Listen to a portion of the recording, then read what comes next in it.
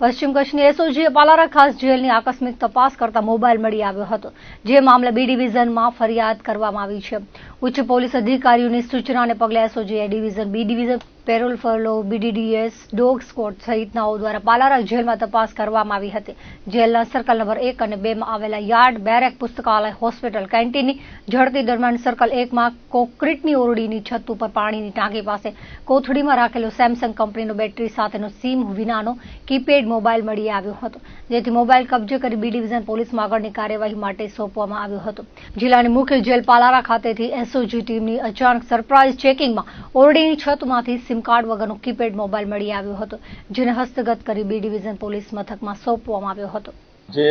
અમુક આરોપીઓ જે જેલોમાં બંધ હોય છે અને તેમના દ્વારા કોઈ પણ રીતે અંદર જેલની અંદર મોબાઈલ વગેરે રાખીને જે પ્રવૃત્તિઓ કરવામાં આવતી હોય છે,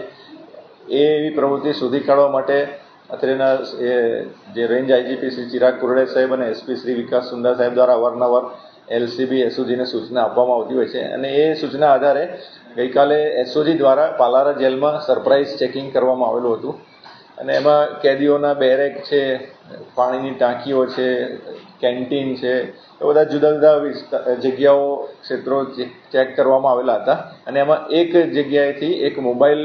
ફોન મળી આવેલો છે. એ મોબાઈલ ફોન ચેક કર્યો, એમાં સિમ કાર્ડ ને એવું બધું છે નહીં, પણ એ ચેક કરીને હસ્તગત કરીને પોલીસ સ્ટેશનમાં ફરિયાદ દાખલ કરવામાં આવેલી છે અને એ હવે ટેકનિકલ સર્વેલન્સના આધારે એમાં શોધખોળ કરવામાં આવશે અને કોણ ઉપયોગ કરતું હતું એ શોધી કાઢવામાં આવશે અને એ પ્રમાણે પછી આગળની કાર્યવાહી કરવામાં આવશે.